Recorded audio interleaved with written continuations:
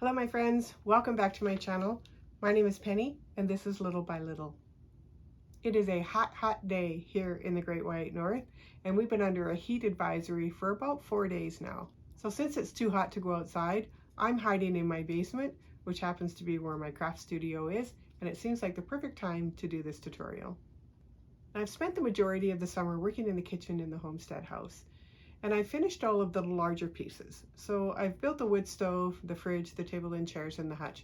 But there was also 3 small pieces that I really wanted to finish before I move on to another room. I briefly considered doing a tutorial for each one of those pieces, but in all honesty, they're so small and so simple, I felt like it would be okay to just kind of lump them all 3 together and just do one tutorial.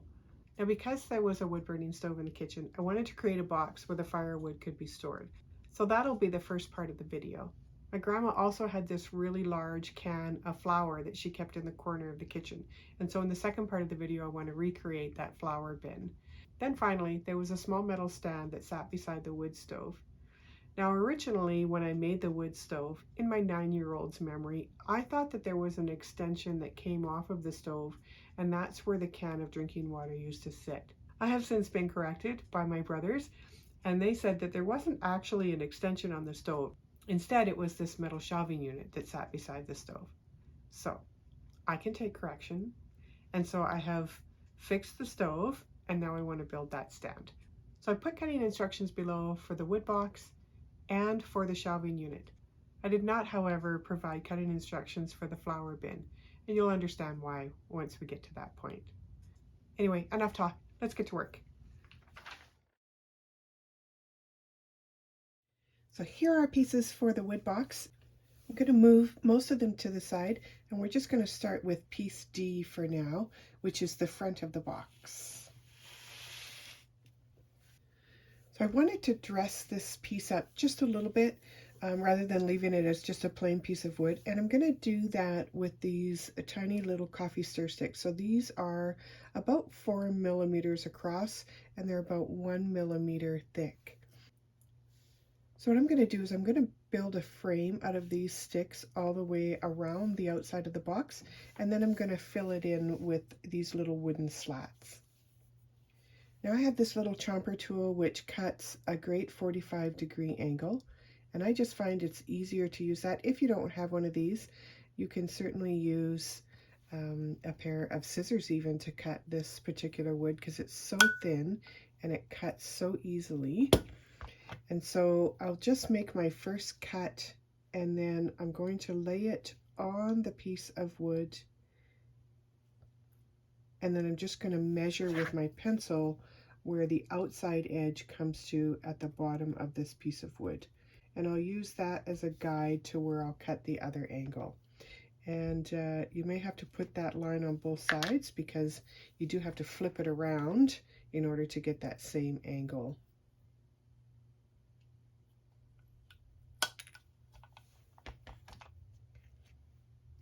These are the 4 pieces that I've cut, and let's go ahead and glue them on. The one thing that I'll say about gluing very thin pieces of wood like this is that if you don't clamp it or weight it, your chances of that wood warping increase significantly. So I'm going to put these little clamps on.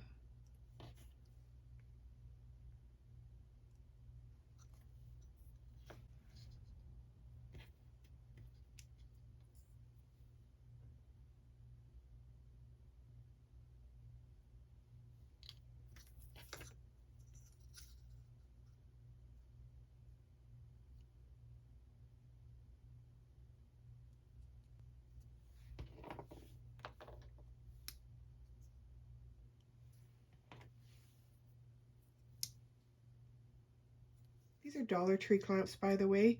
There was either 8 or 10 in a package for a little over $1. I'm going to use these same coffee stir sticks to create the slats for the front.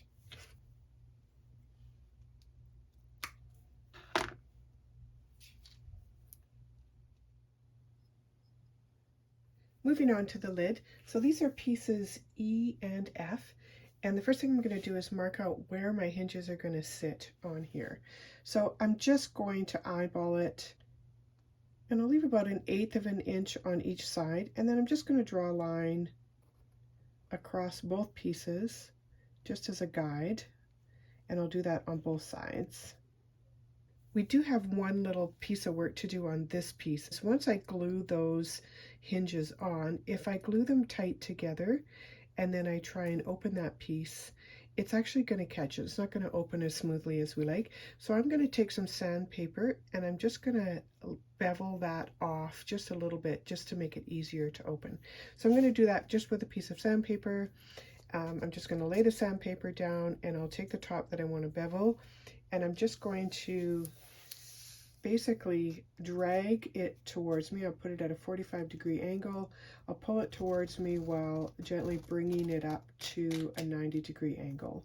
And if I do that 5 or 6 times, it will bevel that edge off just a little bit. These little hinges do come with nails. However, the nails are quite a bit longer than the width of the wood that we want to go through, so I'm not going to be able to use them. What I will do though, instead of using the nails, is I'm going to use these stick pins, because the head of the stick pin is very close in size to the head of those nails, and these are easy to cut with a pair of wire cutters. So using the hinge as a guide, I'm going to mark off where the nails would normally go.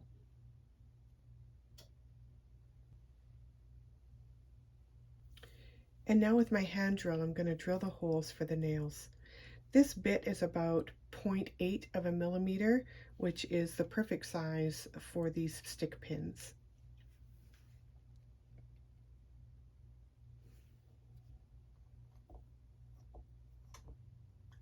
You want to make sure that your drill bit is straight up and down if you can. It'll lessen the chance that you might split the wood. And I'm just going to go all the way through to the bottom on all 8 holes. 2 things. I'm going to glue the hinges to the wood first, and then I'll be putting in those little stick pins.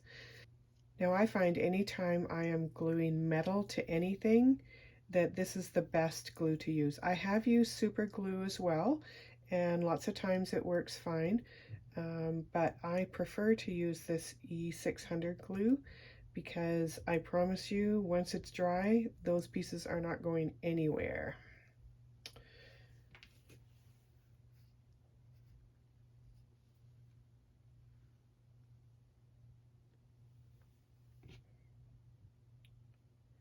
Try and be careful not to get any glue on the hinge part itself, because we don't want to glue it to the point where it won't open and close.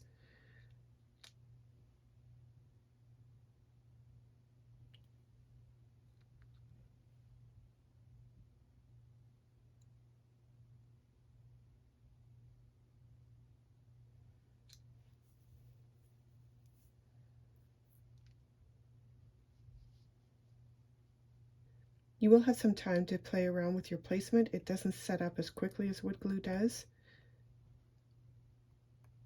So you want to make sure that the holes are aligned. I'll put that aside to dry, and while we're waiting, we'll put the rest of the box together. So we're going to start by attaching our B pieces to the A piece. And in this case, the B's are going to sit on the outside of the A piece. So we're going to place our glue on either side of A.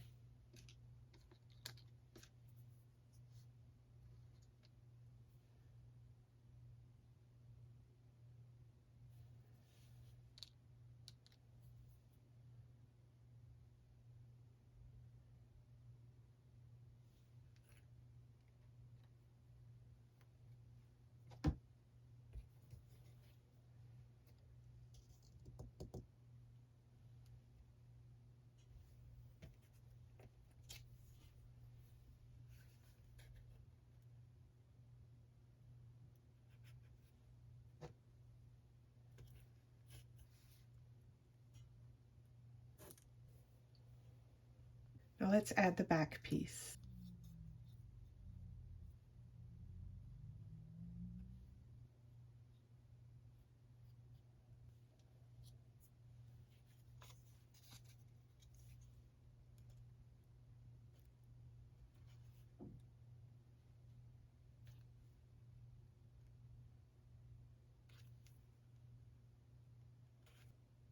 And finally, our front piece.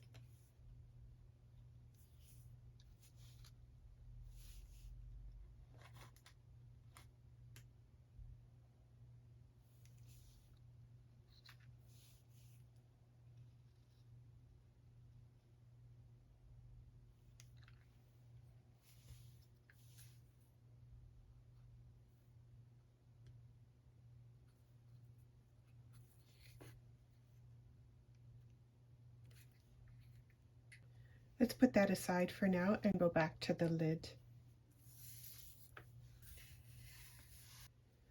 So I'm going to snip these pins down so that they're just long enough to go through the hinge and the piece of wood for the lid.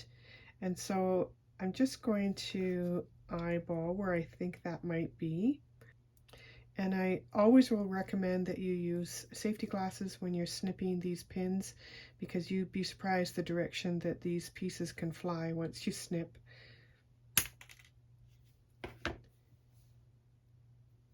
And so then we have this tiny little pin nail that'll be used in the place of those nails that come with these hinges. I'm going to go ahead and dip these nails into that E600 glue.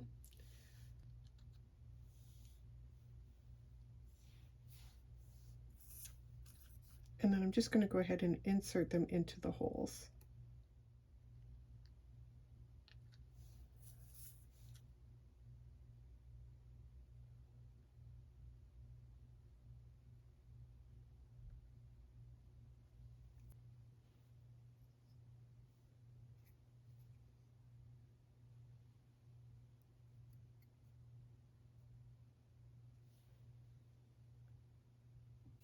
Now when we're gluing on the lid, just remember that you're only going to put glue on the top piece.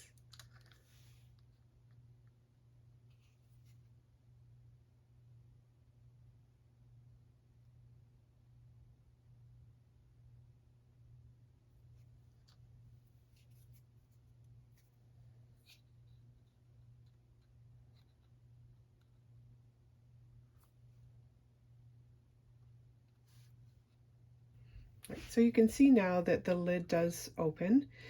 I think I'm going to put a handle on here as well, but I do have some gold handles that are on order that I'm hoping to get in the next couple of weeks. So I'm going to hold off doing that right away, but I am going to go ahead and paint the piece, and then I'm going to try and give it a little bit of a weathered look just so that it doesn't look quite so new. So I painted the box inside and out, and now I'm just going to go in with some very watered down black paint, and I'm just going to do a little bit of aging in some of the spots. Not a ton, but I'm just a very small brush, going to brush some of that black painty water. And then I'll just take a piece of paper towel and just kind of rub it down a little bit so that it blends it out. And that just kind of gives it just a little bit of an aged look.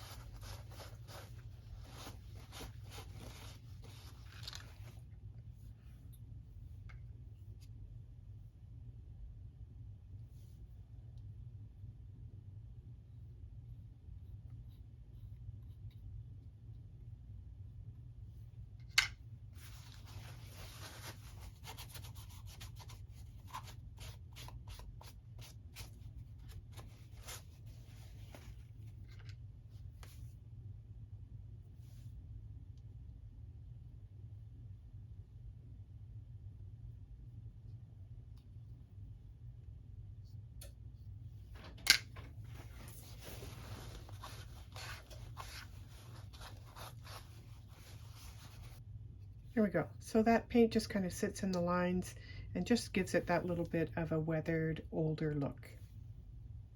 There's our completed wood box. It's ready to go into the kitchen, and it's even fully stocked. So moving on to the flower bin. This is just a plastic cylinder. It is about 1.5 inches in diameter. I think it had those little dissolvable bath oils that you drop in your tub and they dissolve, complete with the lid. So anyway, I cut it down to size, and this is going to be the base for the flower bin. Now I do want to paint it white, and if you've ever tried to paint plastic with acrylic paint, you'll know that the coverage isn't great. And so the first thing that I want to do is just give it a light sand. That way there's something for the paint to adhere to. So I'm just going to take my 120 grade sandpaper and just give it a quick sanding all over the outside.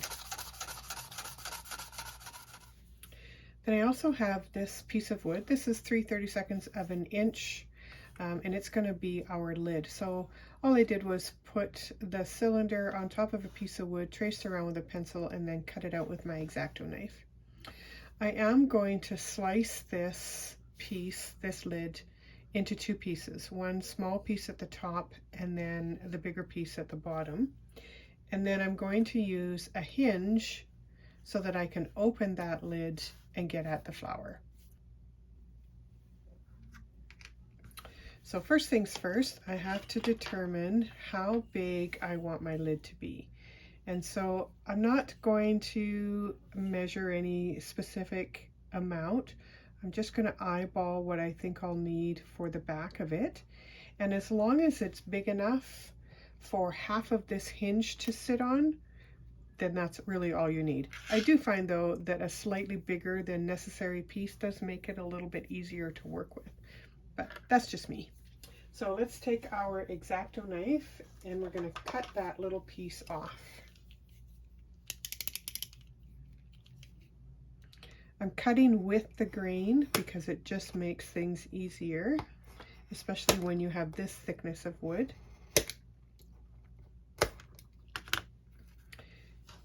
And I am going to sand that edge and this edge, and much like we just did with the firewood box, I'm going to bevel up just the top corner of this piece as well.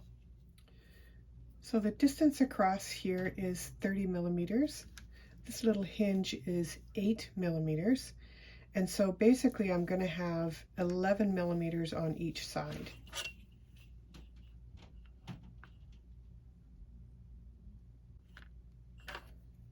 I'm going to mark 11 and then 11 from the other side as well.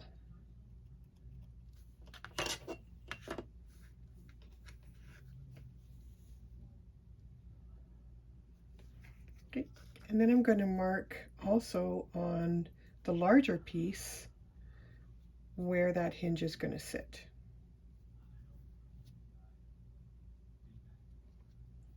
And if you just trace it out with a sharp pencil, you can also mark at the same time the holes where the nails are going to go.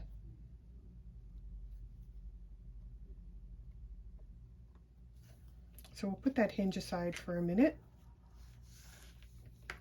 Now, again, just like we did with the wood box, we're going to drill holes for our nails.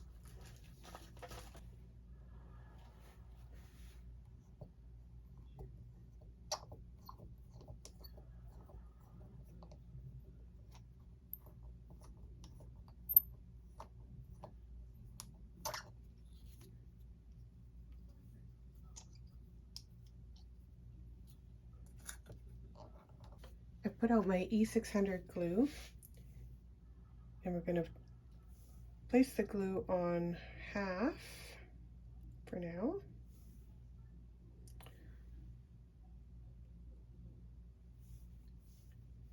And I'll attach that to the top piece, making sure that the holes that we drill line up.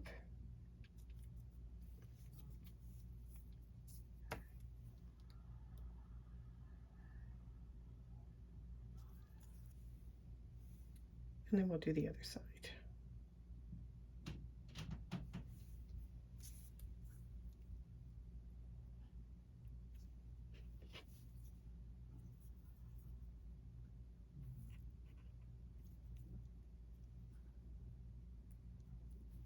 And we'll just put that aside for a bit for it to dry, and we're going to go ahead and paint the cylinder. Now, I've decided to use this off-white, kind of a yellowy beige color. You can paint yours whatever color you like.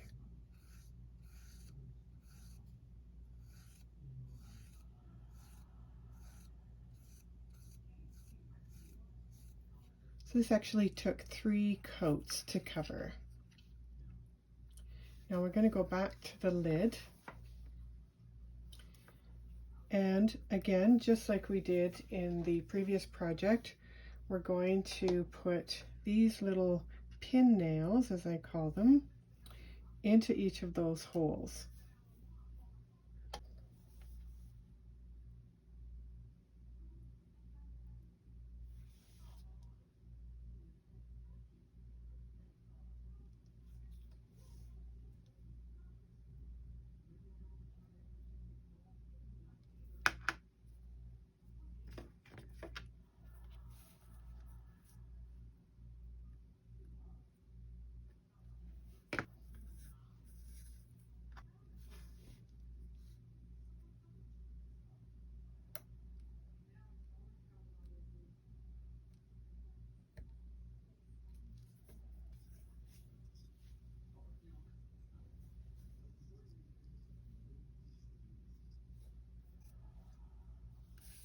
And now I'm going to paint that to match the rest of the container.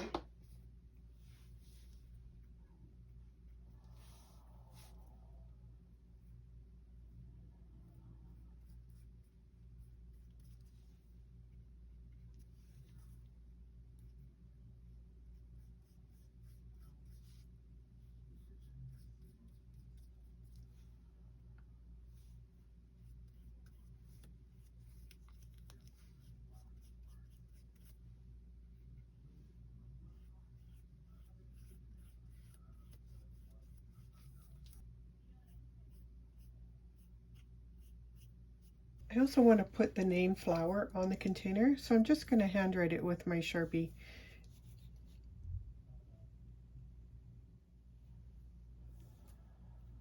Now, before we attach that lid, I am going to go over that paint with a layer of podge, just to protect the paint and keep it from cracking.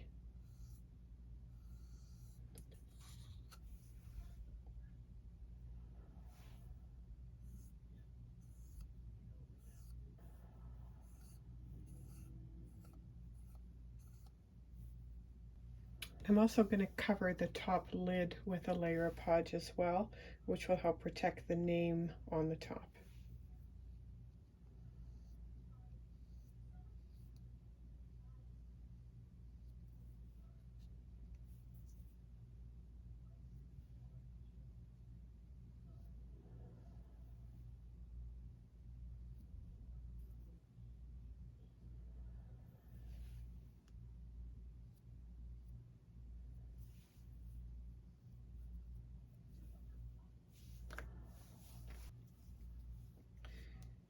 And now I'm just going to run a little bead of the glue around only the top smaller portion.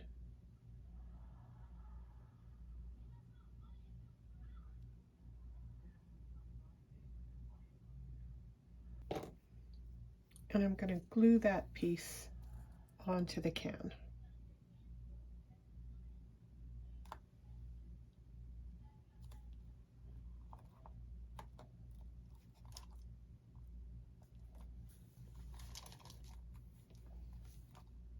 And there's the second of our 3 projects done. And of course the door opens so that you can put the flower in. And I will at some point either make or find a scoop for the flower, but that'll be another day. The last piece is this little table stand that sat beside the window. We'll start by putting the sides on the shelves. With the measurements that I gave you, we're going to start with the end pieces.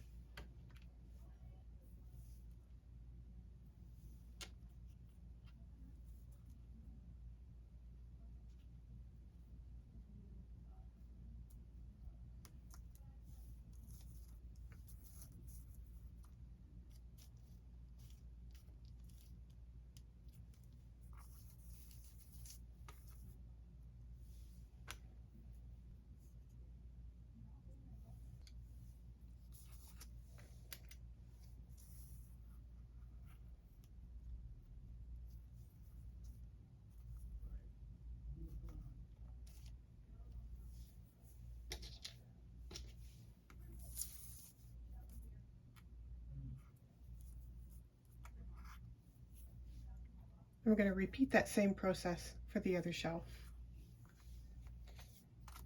Let's attach the legs next. So we'll take the 4 smallest legs and we'll attach them to one of the shelves.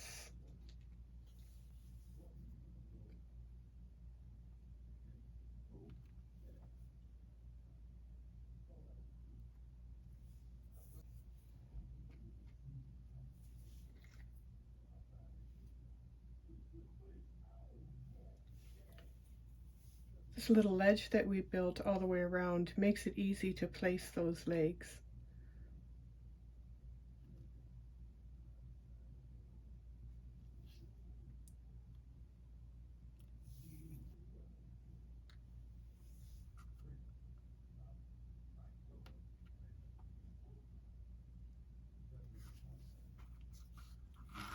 And on the other one, we'll place the 4 larger legs.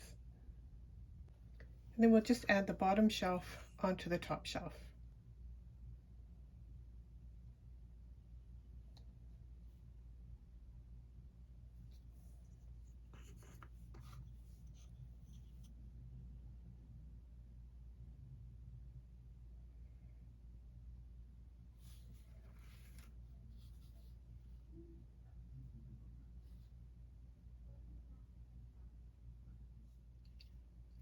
Now all I have left is to paint it. So what I did was I painted first a coat of just gray acrylic paint, and then over top of that I painted the silver metallic paint, because I do find if you just paint raw wood with silver metallic paint, it doesn't cover very well at all. So if you put that base coat of gray underneath it, it actually works really well. And then I covered the whole thing with a gloss podge just to protect the paint. And so that brings us to the end of this video. And it brings us to the end of all of the furniture that I'm going to build for the kitchen. And so in our next video, we're going to move on to a different room. Thinking probably I'm going to move into the bedroom, and I'm going to tackle the queen size bed. So thanks very much for watching. I always appreciate that you tune in and watch my videos, and we will see you next time. Until then, happy crafting. Bye now.